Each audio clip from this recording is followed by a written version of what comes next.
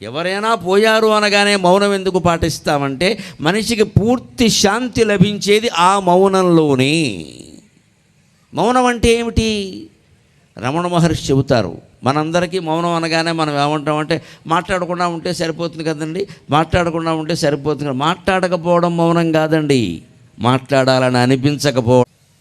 ఉన్నది ఏదో వీడి దగ్గర వాడి దగ్గర కెక్కేయాలి గొడవ లేకుండా, ఎక్కడో అక్కడ. ఏమీ లేకపోతే గోడ దగ్గరికి వెళ్ళి తిట్టేయాలి, 4 తిట్లు హుసేన్ వదిలిపోతుంది. ఏమీ లేకుండా మనసులో పెట్టుకుని అలాగా భరించామనుకోండి, కష్టాలు బాధలు అనవలసిన మాటలు అనకుండా అన్నిటికీ భయపడిపోయి ఇది ఎందుకు అది ఎందుకు వారేమంటారు అని భయపడ్డామనుకోండి, డామ్మని వెళ్ళిపోతుందమ్మా గుండె, అనుమానం లేదు ఎక్కడ. అనవలసిన వాడిని అనవలసిందే, మొహమాటం ఏంటక్కడ, మొహం మీద అనకపోతే స్టార్ట్నైనా అనవలసిందే. వాడికి కాకపోతే వాడు గురువులకో తల్లిదండ్రులకో ఎవరో ఒకరో చెప్పాల్సిందే, మీ పద్ధతి బాగోలేదని. లేకుండా ఎలా ఉంటామండి? ఏమీ అనకుండా లోపలే దాచుకుంటే ఏమవుతుందంటే అంత వలసిందే.